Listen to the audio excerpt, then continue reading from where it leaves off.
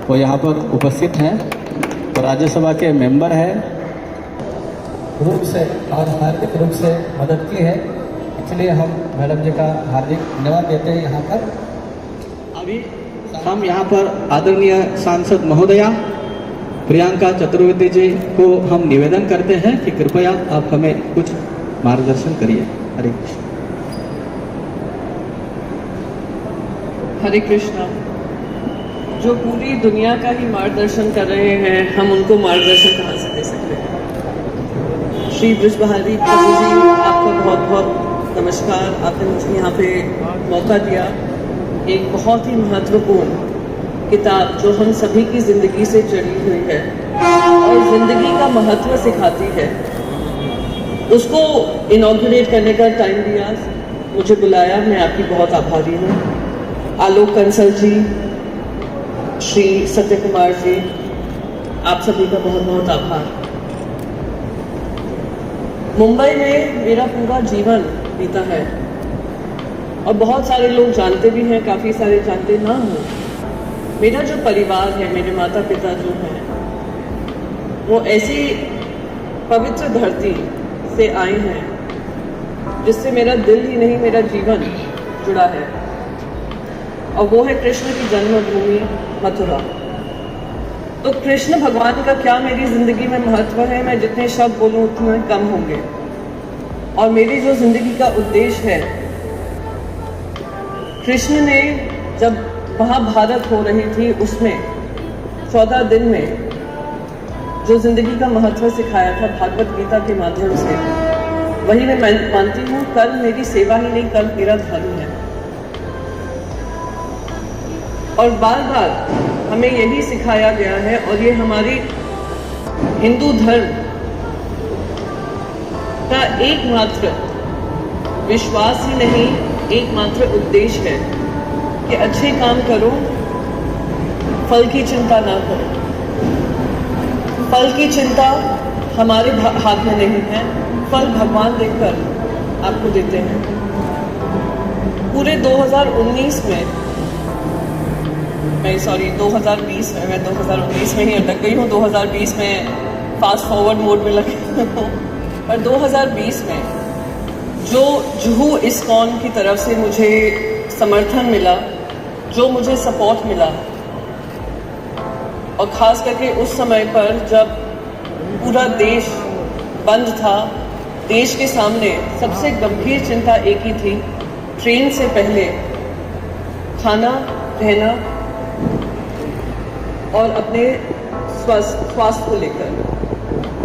हर मापदंड में मैंने जब भी फ़ोन उठाया, पंकज जी के माध्यम से इस्कॉन ने हाथ में हाथ मिलाकर मुंबई में रहने वाले बहुत सारे अनगिनत लोगों को मदद पहुंचाई है। मैं आंकड़ों को भी नहीं बता सकती हूं, क्योंकि आंकड़े मुझे शर्मिंदा करेंगे। इन लोगों ने इतनी मेहनत की है, और मैं ये आभार मैं मानती हूँ कृष्ण भगवान के रूप में मुझे अगर कोई समर्थन मिला, वो इन्हीं का समर्थन मिला।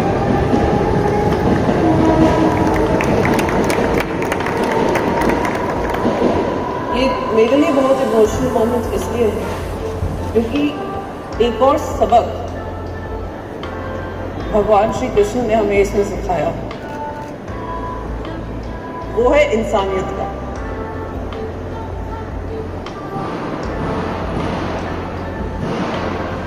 उन्होंने हमें ये भी सिखाया कि जो लोग दूसरों की मदद करेंगे, वो अपना कर्म और धर्म पूरी तरीके से निभाएंगे। मैं तो इस्कॉन की शुक्रगुजार हूँ कि आज सिर्फ देश में ही कृष्ण के बारे में नहीं, विदेशों में जा जाकर कृष्ण भगवान का नाम आगे किया है। हिंदू धर्म के बारे में जनता को जागरूक किया है, देश में ही नहीं विदेशों में। मुझे याद है प्रभु जी, एक बार मैं स्वीडन गई हुई थी। अब आप देखते हैं रास्तों में स्वीडन में बाइबल्स बढ़ती हैं सब जगह, हर सिग्नल पे, काफ़ी जगह पे, स्वीडन में ही नहीं यूएस में भी आपको हर तरीके की बाइबल मिलती हैं। उनमें भी अलग अलग बाइबल की पब्लिकेशन है। एक दिन मैं मार्केट जा रही थी, अचानक से इस्कॉन की मंडली मुझे दिखी, नाचते गाते हुए, प्रभु श्री कृष्ण का नाम लेते हुए, भजन करते हुए। और मैं आपको बता नहीं सकती कितना सुकून मेरे मन में आया कि आज दूसरे देशों में भी उसी उत्साह, उसी खुशी और उसी सेवा भाव से इस्कॉन मंदिर और इस्कॉन के सारे पदाधिकारी भगवान का नाम आगे करने में लगे हुए हैं।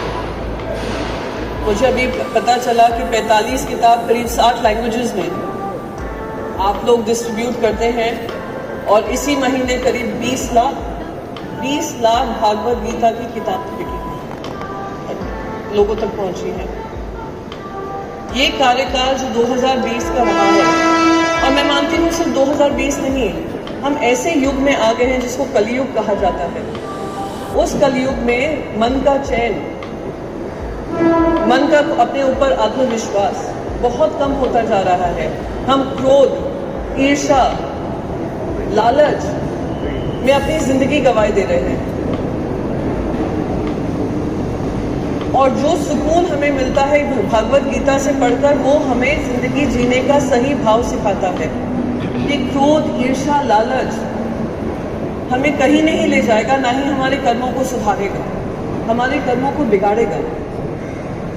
सही मायने में इस जनरेशन, और मैं खास करके जनरेशन Z जो कहा जाता है, जो मिलेनियल जनरेशन है, उनके पास ये जो दुख, इतना मेंटल डिप्रेशन के केसेस आते हैं, मेंटल हेल्थ के इश्यूज मुझे सुनने में आते हैं। और हाल ही में 1 जनवरी को एक इतना दिल दहलाने वाला हादसा मुंबई में हुआ जिसकी कार्रवाई हो रही है, पर कहीं ना कहीं हमारे बच्चे असंतुष्ट हैं, वो खुश नहीं हैं, जो सही मायने में भगवान श्री कृष्ण हमें सिखाते हैं कि क्या खुशी होती है।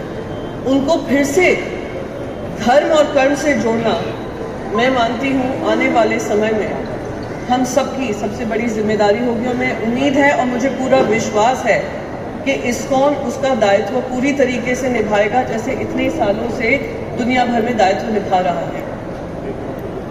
मैं बस इसी शब्दों से अपनी बात खत्म करूंगी कि आप लोग आगे बढ़े। जनरल मैनेजर साहब ने आप लोगों को 2 जगह दी है, मैं उम्मीद करूंगी कि और जगह दें। हर स्टेशन पे उतरकर सबसे पहले भगवान श्री कृष्ण, हमारे जीवन जीने का तरीका, अगर हमें लेसन्स, पाठ हम अगर सीख लें, तो मैं नहीं मानती हूँ कि हमारे देश में कोई ऐसा बच्चा होगा या कोई ऐसा इंसान होगा जो अपने से दुखी रहेगा या अपने समाज से दुखी होगा। वो अपने में ही संतुष्ट होगा, अपने में ही अपनी खुशी ढूंढेगा। और जब अपने में खुशी ढूंढते हैं, आप आजू बाजू, आस पड़ोस में खुशी बांटते हैं। अब जब खुद सेवा करते हैं तो आप सेवा का भाव दूसरों में डालते हैं। जब समाज को धर्म सिखाते हैं तो धर्म ही आपके कर्मों को सुधारता है। ये मेरा मानना है। और आप सबके बीच में आकर इतना महत्वपूर्ण कार्य कर मुझे आज बहुत ही खुशी हुई है, खास करके क्योंकि जब भी मैं जनरल मैनेजर साहब कंसल जी मथुरा गई हूँ, मैं मुंबई सेंट्रल से ही ट्रेन पकड़ कर गई हूँ। और जब भी मुंबई सेंट्रल पे उतरती थी या मैं मथुरा जाती थी, सबसे पहले किताब की दुकान ढूंढती थी। ये मुझे लगता था 14 दिन मथुरा में रहना है। मेरे मम्मी पापा हर समर्स में हमें लेकर चले जाते थे और 2-2 महीने हमें वहाँ पे काटने पड़ते थे, तो हम किताब ढूंढते थे। पर मैं उम्मीद करती हूँ यहाँ से जो भी मथुरा और दिल्ली की तरफ जाएगा, वो भगवान श्री कृष्ण श्री राम का नाम लेता हुआ जाएगा, श्री कृष्ण श्री राम का पालन करता हुआ जाएगा और उनकी सीख कर अपनी ज़िंदगी में खुशी लाएगा। आप सभी का बहुत बहुत आभार। जय महाराष्ट्र, जय हिंद।